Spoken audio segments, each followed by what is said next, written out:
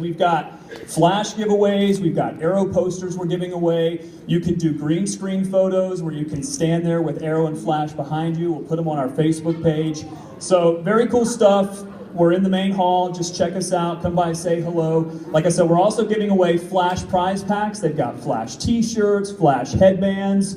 We've also got some CW blankets in there. Lots of really cool stuff. We're giving away one of those every 2 hours. So you have multiple chances to win, and it's a lot of cool stuff in there, and we'll just let you know if you won every 2 hours. You don't have to be here for it. You can just come on by.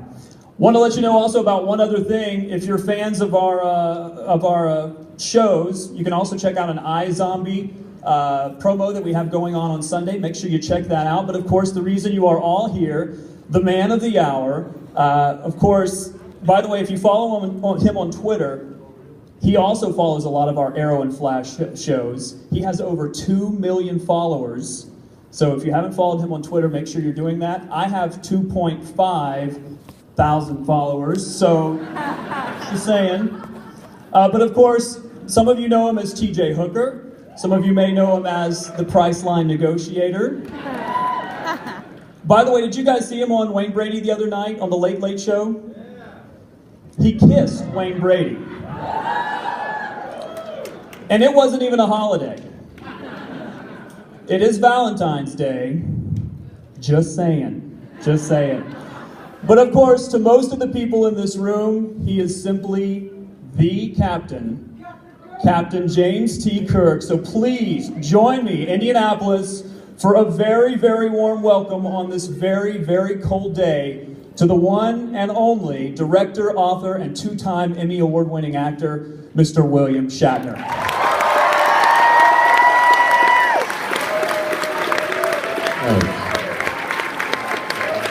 Hi. Thank you. Thank you for that. Well, here we are, huh? It's not that cold. Yes, it is. So, the question is, you know, how do you start off? What do you do to warm the audience up? So you look at me and say, gosh, she's gotten old or something. So I'm sort of familiar with the Indianapolis area. 15 years ago today, I got married in Lebanon, a little north of here. It was, I didn't want to get married and my wife's family lives in Brownsville. And so I've been in the area visiting sometime before that. Anyway, we didn't want to get married in Los Angeles with the press and everything like that. So my wife said, well, why don't we go to where I went to school and near where I grew up, and we'll go to Lebanon and get married.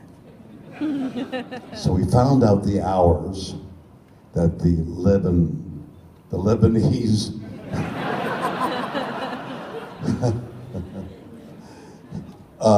City Hall was open, okay, like 9 to 4. So at 3:45, we drive into Lebanon, and like many small towns, the City Hall's in the center of a square, and steps lead up to it's like nice, and the square, the block, the 4 blocks, all have shops there. It's the center of the town. So we go up, and there's one young lady who's a clerk at the City Hall, and we have to sign all these documents, like who you are, what your past is, what your blood, I mean, it's just an extensive list of questions for the marriage thing. So we make it all out, we hand it in, and we walk out, and we're married, civilly married. Oh God, nobody knows. We've snuck one over everybody. We walked down the stairs, and I said, why don't we just walk around the 4 blocks to see Lebanon? So we walk along the 4, looking at the shops. It's four 5, you know, it's 5 minutes after we've been there 15 minutes, so it's 5 minutes to walk around, and then we come to the steps that we had mounted, and there comes the clerk, the young lady clerk that we had signed. She's running down the stairs. And I guess she was awesome. There she is running down. We just noted she was running. And my telephone rings. Take my telephone out of it. And it's my agent in Los Angeles.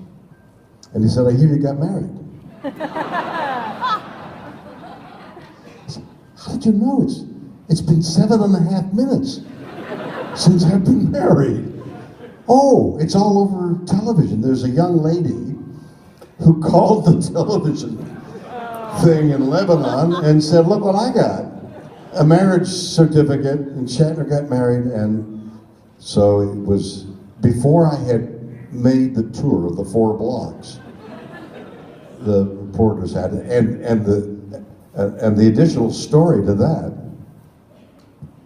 is we intended to have the religious ceremony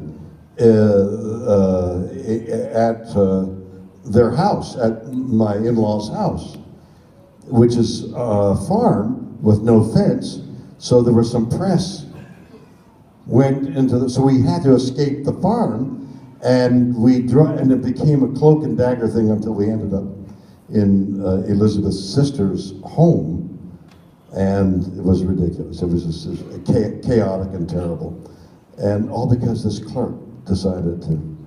So we got married again the following year in, actually, just to bore you with one more instance, since the minister did the thing in her sister's house, we were out of the county where we had signed the civil.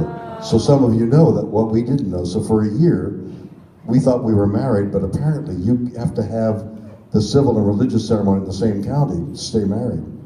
So we weren't married for a year. We were living in sin for a year. All because of Lebanon, you know. I hate Lebanon. That's my Lebanese story. Then, okay, so Los Angeles doesn't have a football team, okay? I'm bereft because I used to play and I loved, and the Rams left and Oakland Raiders, the Raiders left, and we don't have a football team. So the Colts were a natural thing. I mean, Lebanon and the farm, and Indianapolis is our team. And Peyton Manning is old. He's an old guy. And I love old guys. So Peyton Manning was my guy. So when the Colts let Peyton Manning go, were you as outraged as I was? That was bizarre.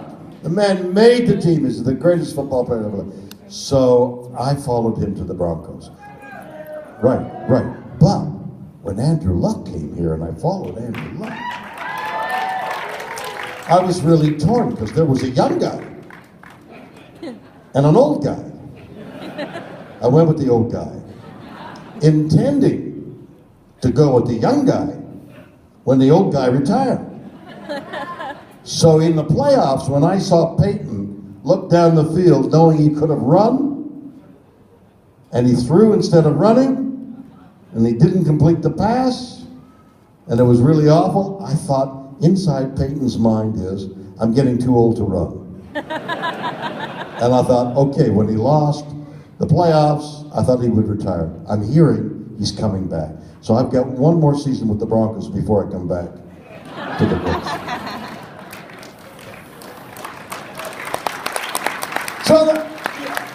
So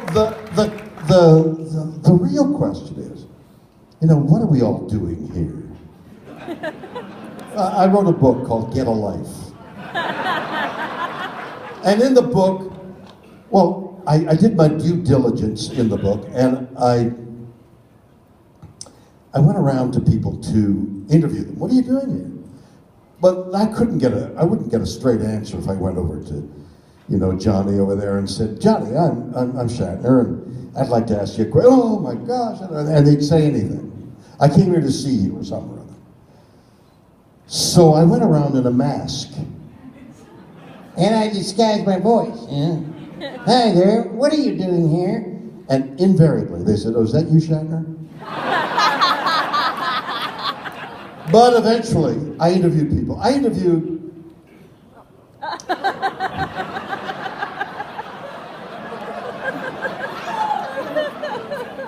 Why are we laughing? What is it? What? Camera monitor. It went like that. Oh. Is he drunk? What's wrong? So, I interviewed a kid, for example, young man, who was psychotically shy. He couldn't speak. Just too shy to speak, too shy. But he had a cat. And he dressed the cat up in the captain's uniform. And then he could speak. And he'd be very verbal. He'd talk, he'd flirt, he'd make friends or whatever when he had the cat. When he didn't have the cat, he couldn't speak. It was wild. I interviewed a girl who had multiple personalities. All of them Star Trek. Out would emerge the Doctor, Spock, I think, you know. And then when she did some fun things, she'd be the captain. It was weird. And I came to the conclusion in the book that what people do when they come to these conventions is they come to see each other. That was the thought. That was the conclusion I had in the book. So some years later, not so long ago, I did a documentary. I filmed the documentary, which I called Get a Life. Good. Three people saw my documentary. So, in the documentary, I got a guy, a professor of something, not quite remember what it was, and it was his thesis that what we're doing here is mythological, that mythology seeks to explain, because the human brain is wired for explanation. What's happening here? So, for example, mythology. For example, the Greeks, 2,500 years ago, had a mythology in their civilization. They had the gods that lived on Mount Olympus, way, way in the distance. But then they also had another group of semi-human-like, but they were giants that warred with the gods. And now we understand that the Greeks, going around finding dinosaur bones, would find these huge bones, and unlike our explanation that they lived 150 million years ago, they didn't know. They found these giant bones. So they had to make up stories to explain what these huge bones were, and they invented, in their mythology, a race of giants as an explanation of this mysterious thing that they couldn't figure out. Now they could understand it. Okay, it was a race of giants that lived here, they warred with the gods and all that. We're in the middle of the greatest mysteries of all. This civilization, us right now. Like, what the heck? Are there UFOs up there? Oh yeah. And if they are, where do they come from? And why do they keep landing in the Florida swamp? Why don't they land on the lawn at the White House and talk to the president instead of capturing some guy that, I was captured by a UFO. Why would the UFO want him? So we start to invent explanations, which is our science fiction explanations. Science fiction is seeking to explain what we don't know. The speculation of writers about, are there other civilizations? But the mystery is even more profound than that. There's a guy by the name of Dr. Johnny Mack. Dr. Johnny Mack, who was, he's dead now, a tenured professor of psychiatry, I think, at Harvard University, okay, as part of his credentials. He won a Pulitzer Prize for writing a book on Lawrence of Arabia, T.E. Lawrence, won a Pulitzer Prize. He was a well-known, apparently a wonderful psychiatric doctor. So, some 10 years ago, a friend of his, another doctor, says, John, I've got this caseload of people who claim to have been captured and taken aboard spaceships. I got so many I can't handle it. Will you help me with this caseload? And Mac says, okay. He starts to have appointments with people who claim to have been commandeered and then brought up to the spaceship and examined them. And he does 200 interviews as a case study. And he writes eventually 2 books in which he concludes UFOs exist. UFOs exist. This great doctor. How could he say that when they keep landing in the swamps of Florida? There's another book out there that I'm reading for the second time through called The Dancing Woolly Masters. Anybody know that book? Don't miss that book. Don't miss it. It's incredible. It's a sort of explanation of quantum physics. Quantum physics. It's sort of new. The name has been around for 20, 30, maybe some more years, but nobody quite delved into it until comparatively recently. Quantum physics. There is a moment in quantum physics that states that it's possible that the examination of some phenomena that's very small, by the very act of examining it, you bring it to life. And when you stop examining it, it goes away. It winks in and out of reality. I mean, what is reality? It brings into question everything. Is it possible that Johnny Mack, in examining those people who claim, and it was the similarity to the claims that bothered Mack made him conclude that UFOs exist, is it possible that those people brought the UFOs into existence? And then when they stopped thinking about it or examining it, it went away? We don't know. But science fiction is part of that mythology. And that's what we're doing here today. How do you like that?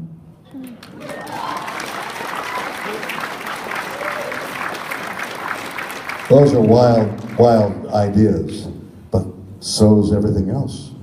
Just our existence. The fact that we exist is a wild idea.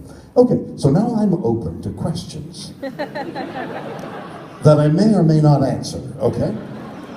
I mean, I'll do my best to answer it, but sometimes the search is more interesting than the answer, because sometimes I don't have an answer. So I'll take a question. Anybody set up for a question? Guys, find somebody. What was it like to be on an episode of The Twilight Zone? What was it like to be on an episode of The Twilight Zone? Well, the practical answer, see, here's where I think answering it is not as interesting as the truth. The practical answer is, doing a television show for an actor is, you come on the stage, you've learned your lines at home, okay? And the director says, all right, you sit in the chair, and then you sit in this chair, and we'll have this guy, he's a Czechoslovakian acrobat. We're going to put him in a little fur suit, and we're going to stand him over there on the other side of a window, and you'll pretend that he's on the wing of a jet. Really? Okay, so in 3 days we do that, and it becomes one of the more popular Twilight Zone. So there's two things attached to that. First of all, it gets very popular, whatever it was, at 27,000 feet. And the other thing is my kids saw it, and every time we got on an airplane, when they were young, my kids would say, "Dad, do the look."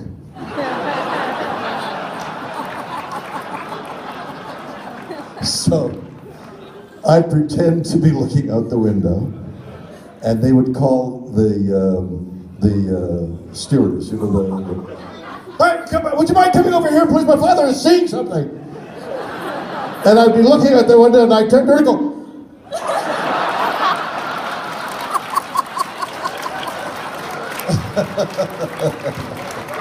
that's how I brought my kids up. So there's that aspect. But what's the deeper question on that? So the deeper question is, this inherent fear when that plane goes up is that we shouldn't be there. I mean, if we were meant to fly, we'd have wings, sort of thing. What's keeping that airplane up? And when it gets bumping, it feels like it's not going to stay up.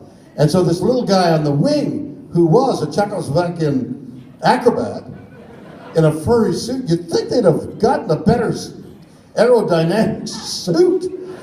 But it was like a little bear, you know? And I'd say, "Are you okay, Gustav?" You know? And "It's hot in here, it's hot." That's the reality of shooting it. But the magic that all these years later, that you in this audience on a cold Saturday afternoon asked me a question about Twilight Zone is as magical as anything else, as quantum mechanics. It's just it's a miracle that a show like that lasts that long, and you're there to ask me that question. It's really funny. That's it. Next question. Hi, Will. Hi, dear. What's it like for you to see Chris Pine taking up the role of Kirk and leading this generation into the final frontier? I burn with envy.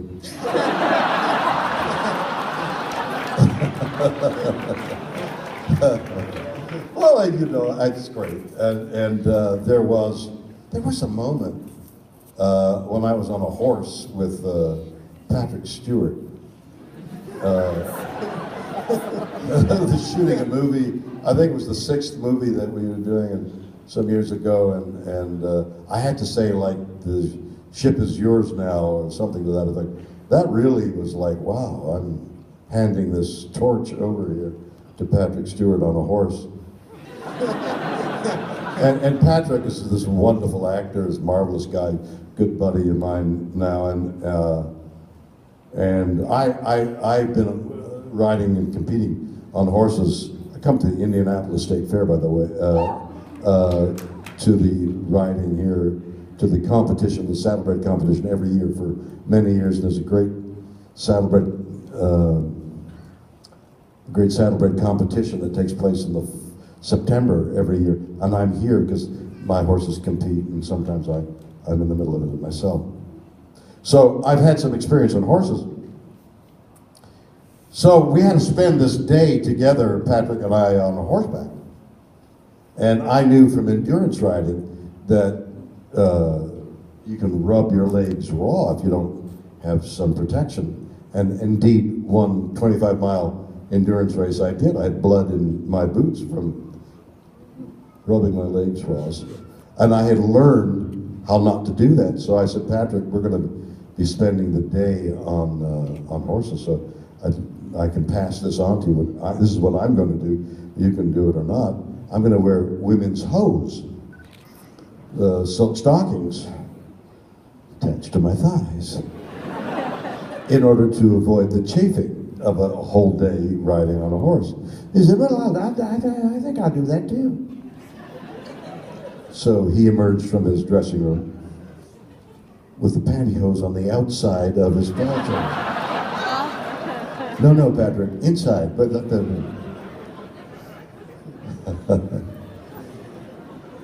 so, what was the question?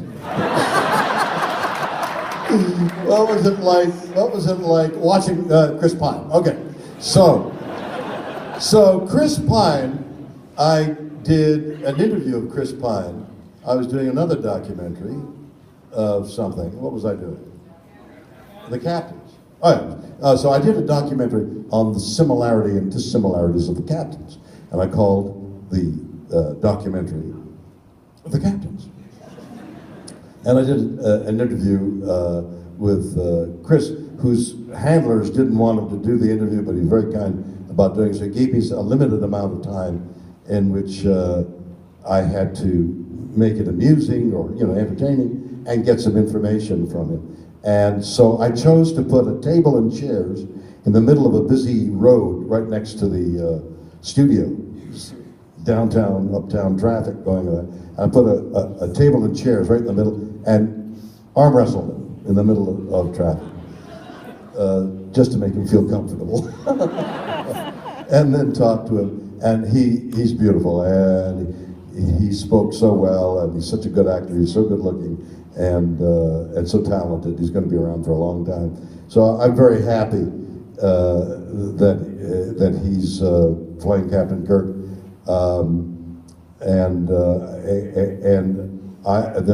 They're writing or finished writing the third movie.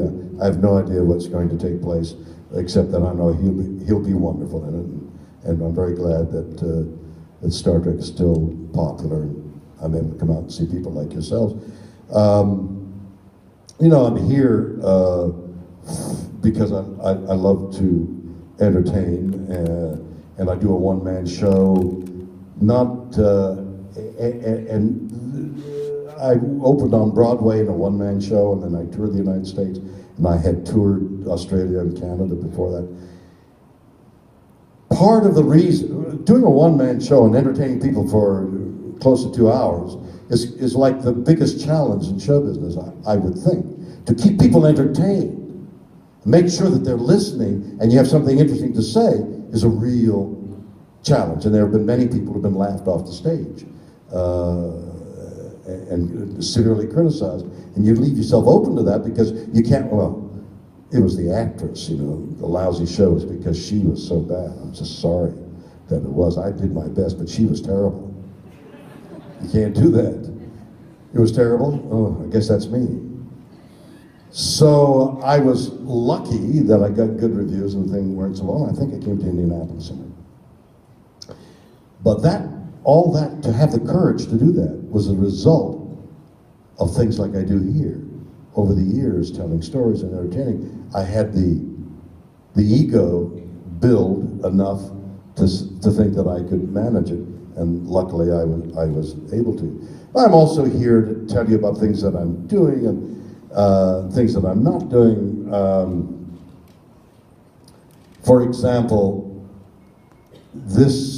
and some of these have to do with show business, some have to do with just the creative urge that I'm still out there attempting to create in all areas. I helped design a watch that did very well. The watch is very popular.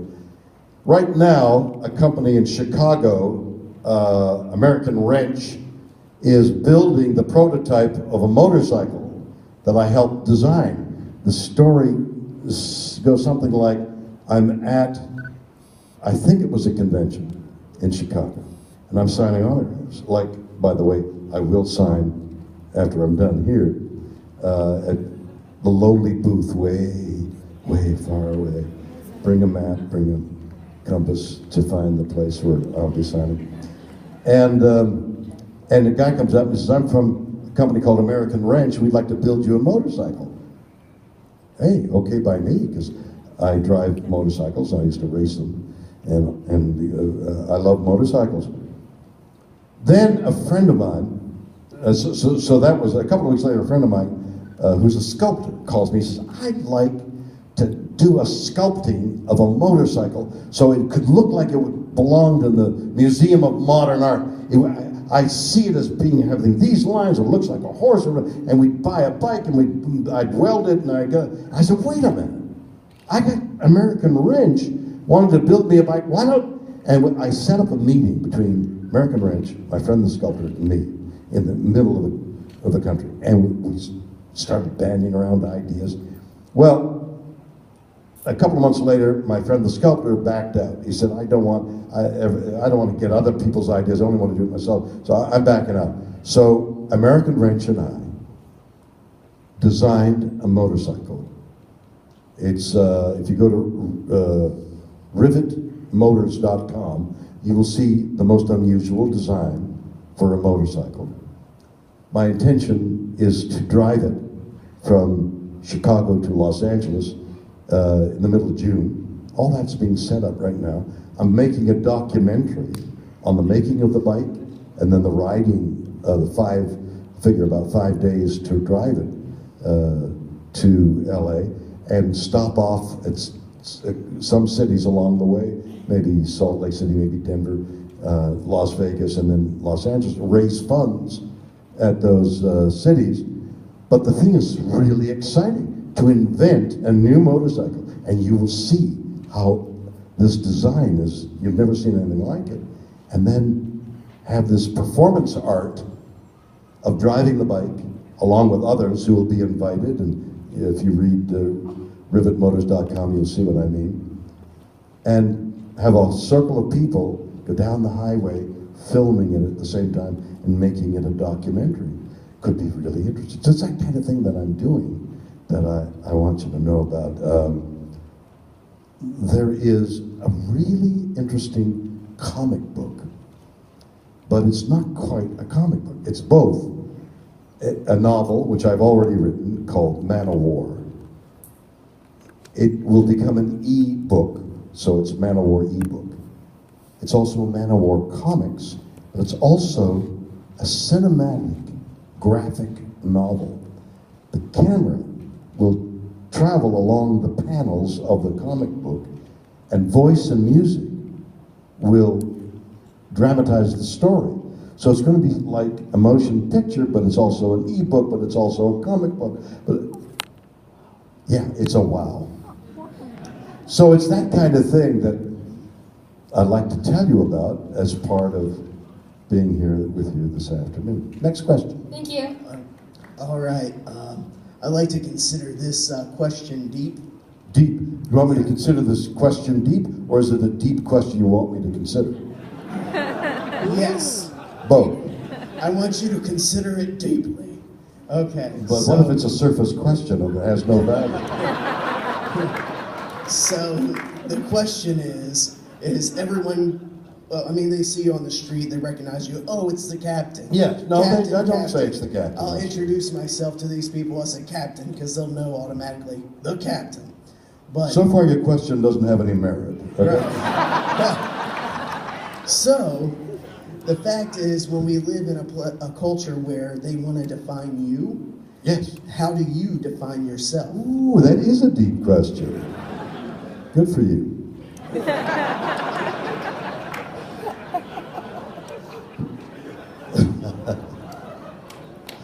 You know, I love those questions that purport to be deep, but when you closely examine it, it really is difficult to understand. I won't say it doesn't have any meaning, because it does, but definition.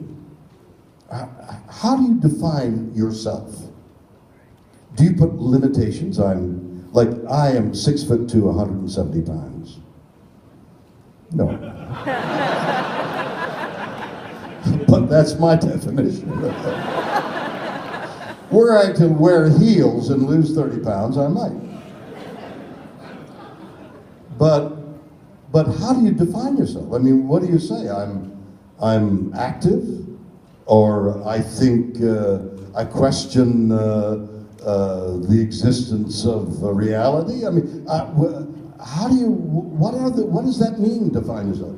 You go through your day, and I guess your day defines yourself.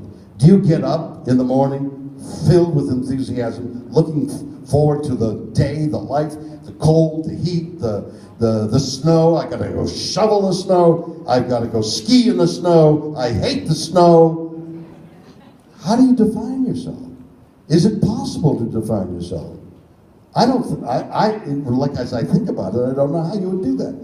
If you were to ask me, what are my passions, for example, I love my family, my wife, I love my family.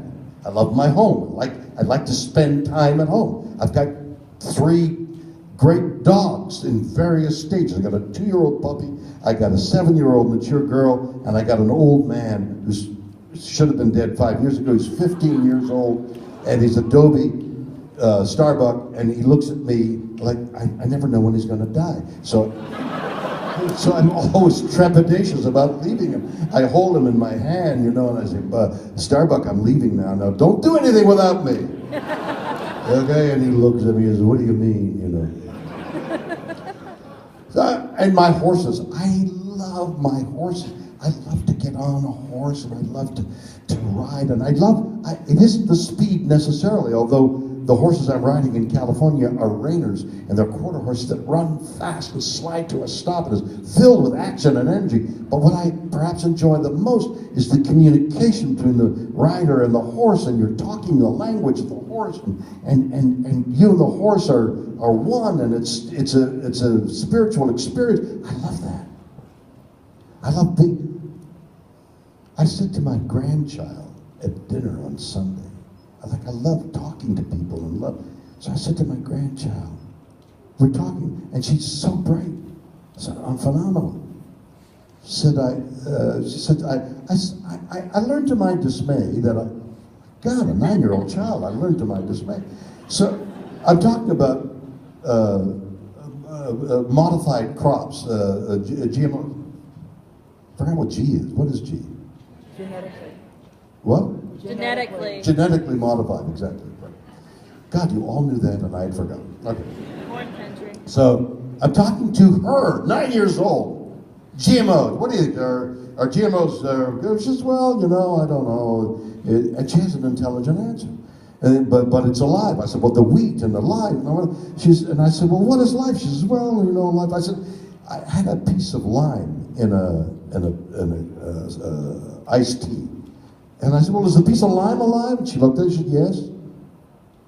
I said, why do you think it's alive? She says, well, it's got a seed in it. The seed represents life. This is 9 years old.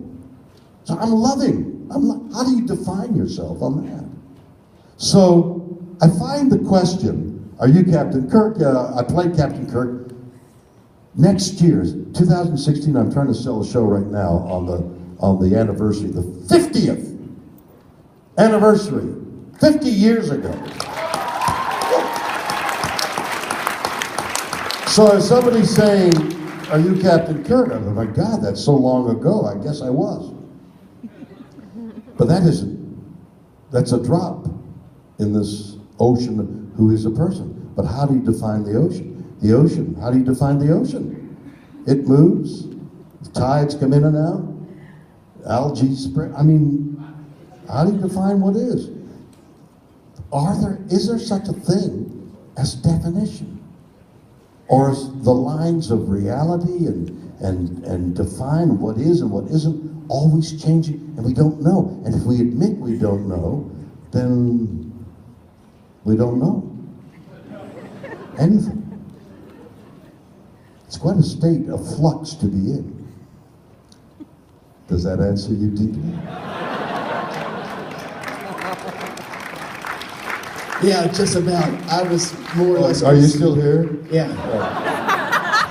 I was concerned with the idea that you played a lot of roles. Yes, People go, that's my job. He's the captain. Yes. No, you not played necessarily. a lot of roles, so wait a minute. You keep going back to the captain. You're defining me. You got it. I got it. Okay, next question. Bill, welcome back to Indianapolis. It's great to have you here. Thank you. I'm wondering what you think of Star Trek Continues and Vic Mignogna's work and the team that does that web series. Well, you know, I haven't seen it. I don't know why I haven't seen it, but I haven't seen anything. I mean, anything about Star Trek. I've never seen any of the other Star Treks, okay? I've become really good pals with everybody on the Next Generation. I did another documentary called Chaos on the Bridge, which is available now, you'll see it soon, about the incredible events that went down on the first 2 years of Star Trek The Next Generation, having to do from the point of view of the producers and not the actors. The actors appear very rarely in it. What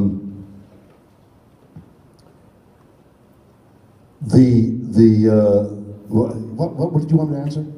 StarTrekContinues.com. The Star Trek Continues. So I've seen very little about any Star Trek. So I haven't looked at that. But from what I understand, it's a group of people trying to maintain the tradition and the magic that they felt that Star Trek had. So I find that delightful. Like I say, I've done a number of documentaries, and because I was able to sell them, because I was able to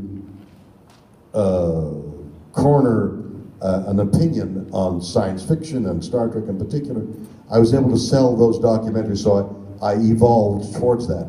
But now that I've shown that I can make a documentary, I'm tackling other subjects as well. And making a documentary is fascinating work. It's uncovering a story as you film it. It isn't like a reporter getting a story and then going back to his sources and saying, now that I know this, because shooting a documentary, you rarely have time or the people to go back saying, well, I've got new information, I'd like your opinion on this. It rarely happens because film is so expensive. It's not pencil and paper. So making a documentary is like uncovering the story as you go along. And I'm doing that more and more on different subjects. But on this group of people doing Star Trek, I think it's wonderful that there is this thing that Star Trek had that had both its highlights and dark side too, like any event would, that they're continuing the tradition alongside these major motion pictures that J.J. Abrams is making. It's magical, really, all the iterations of Star Trek and what Star Trek resonated and why Star Trek resonated in these people's heads and in all your heads and minds, what qualities there were in Star Trek. And I keep going back to the fact that many of the stories that had a meaning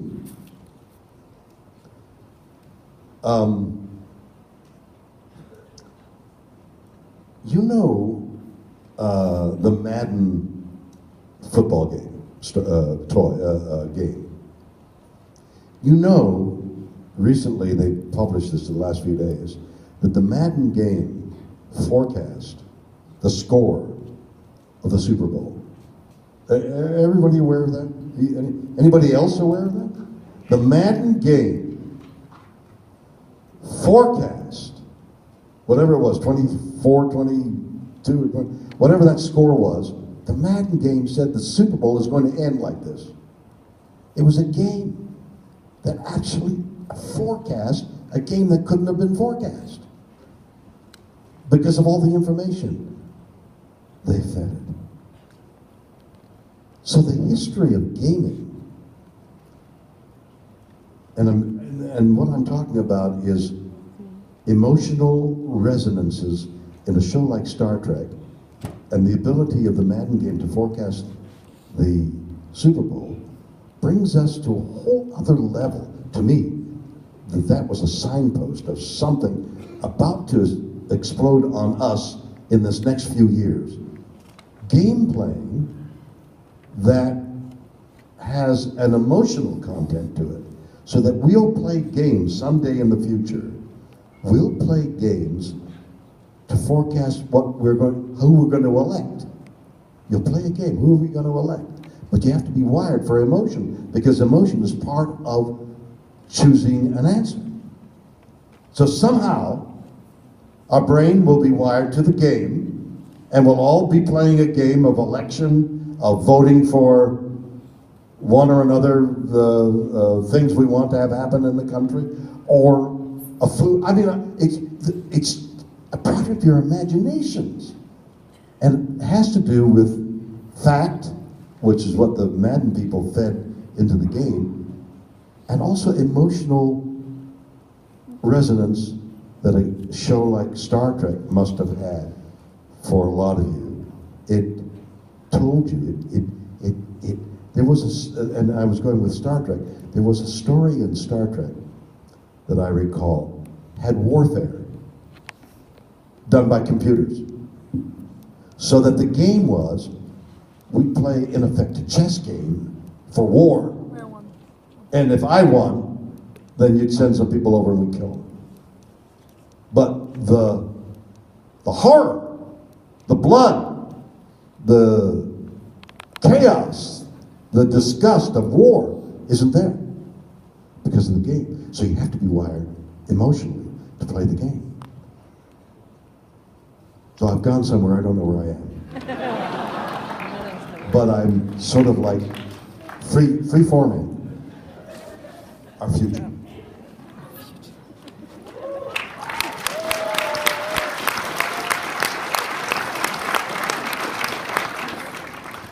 Next question. Hi, Will. How are you? Better now. Good. This is actually a question that's been 20 years in the making. I met you over 20 years ago at a horse competition up at the Pepsi Coliseum, and I was very impressed as far as what you did. There was right around the time you did Generations with Patrick Stewart. I guess James T. Kirk's demise in the end, is that always how you envisioned him ending his reign as captain, or did you have a different end in mind? Well, in the one-man show that I do, I talk a bit about that. And so what I felt was, when they said, we're going to kill Captain Kirk, and I said, why? That had to do with box office and budget. So they said, do you want to do it? So I said, you got a script. And they showed me the script. They called for Captain Kirk to be shot in the back.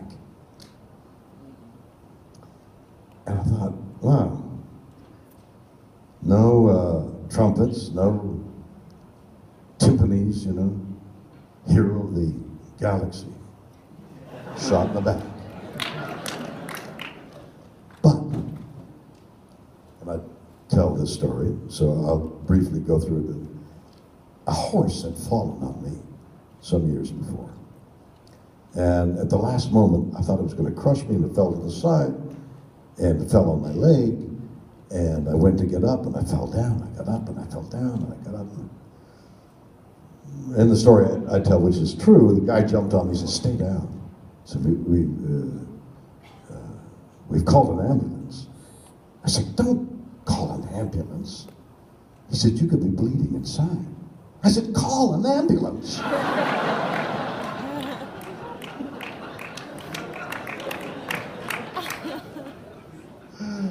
So that I had this experience of standing up and falling down, standing up and falling down, and getting weaker and weaker. So I thought, that's the way I'll play the death. I'll stand up and I'll fall down, stand up, fall down, and struggle, because he's so brave and courageous, and struggle to stay alive. I could make that work, was the phrase I kept using. They too, the management, after they saw what they had written and it was filmed, they said, you know, it's not noble enough for this heroic figure. So they went back, and we did something else, and he died. And the only thing for me that saved it was, you know, the story of life and death, talking about a deep answer. So you're alive and you're dead. You're alive and you're dead, and you're alive and you're dead. And suddenly there's got to be a moment when you say, oh my God, I'm dying. A woman, friend of mine, I was told this by her child, said to her child, Alexis, I'm dying. Well, incredulous. I mean, she was dying, but she never fully thought she was dying until I'm dying. And then she died. No, G-R-O. Is that the way we go? Is that the way what's going to happen whether we're able to express it or not, that my God, I'm dying. So when Captain Kirk was ready to go, I thought, I've always played him with awe and with wonder at what was happening. Like the alien of the week, you know. Instead of saying, oh, what's that? I would go, oh, look at that. Wow. Full of awe and wonder at the things around him. So I thought, that's the way he would go when he died. Let's see what death has to offer. And so when the final moment, I ad-libbed, oh my, like something glorious was coming towards him. And that's the way I felt Captain Kirk died. Thank you very much, everybody.